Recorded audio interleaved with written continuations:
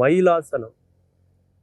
அதாவது இஸ்லாமிய பேரரசு நம்முடைய மண்ணில் இந்திய மண்ணில் ஆட்சி செய்த போது பொற்காலம் அப்படின்னு எதை சொல்லுவாங்க அப்படின்னா, ஷாஜஹானுடைய காலத்தை தான் பொற்காலம் அப்படின்னு சொல்லுவாங்க.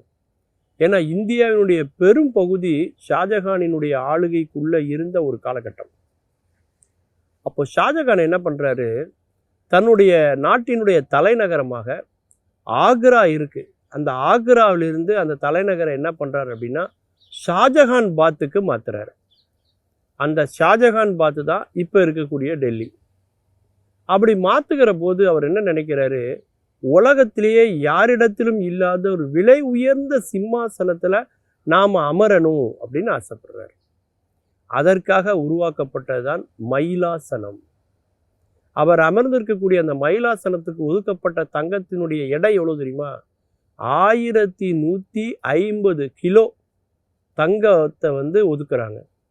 230 கிலோக்கு பார்த்திங்கன்னா வைரம், வைடூரியம், நீலமணி, மரகத பச்சை போன்ற விலை உயர்ந்த ரத்தினங்கள் எல்லாம் அதற்கு உருவாக்கப்படுது.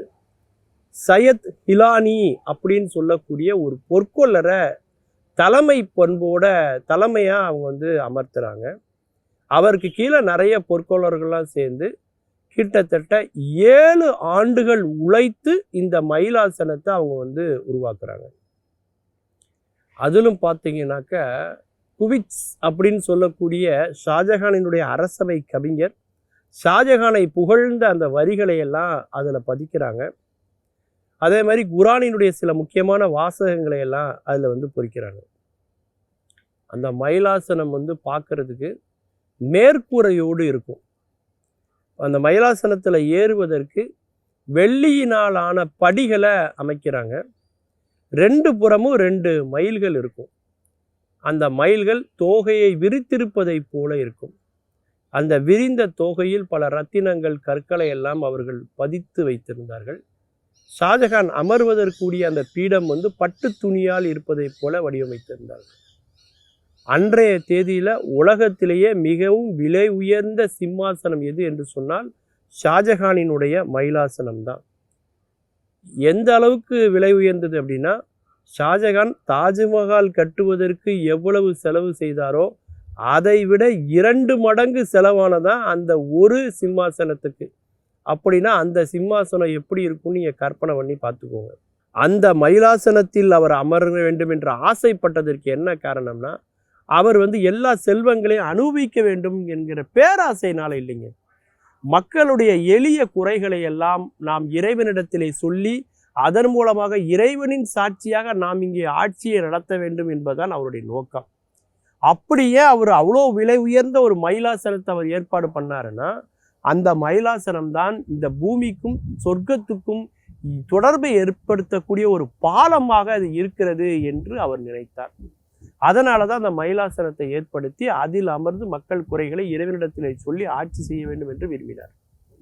ஆனால் அவர் காலத்துக்கு பிறகு அந்த மயிலாசனம் யாருக்கு என்ற வாரிசு போட்டியிலே தான் அந்த இஸ்லாமிய வம்சத்தினுடைய ஆட்சியே முடிவுக்கு வந்தது என்று சொல்லலாம் இல்லையா? அதிலும் குறிப்பாக அவுரங்கசீப் கைக்கு அந்த மயிலாசனம் வந்த உடனே அவர் தந்தையார் இருக்கும்போதே அவர் பண்ண முதல் வேலை என்னன்னா, அந்த மயிலாசனத்தில் அந்த குவிட்ஸுங்கிற கவிஞருடைய கவிதைகள், இவரை புகழ்ந்து தன் தந்தையாரை புகழ்ந்து எழுதிய அந்த வரிகளை எல்லாம் அந்த மயிலாசனத்திலிருந்து நீக்கினார். முதல் சேதாரம் அந்த மயிலாசனத்துக்கு ஏற்பட்டது அதுதான்.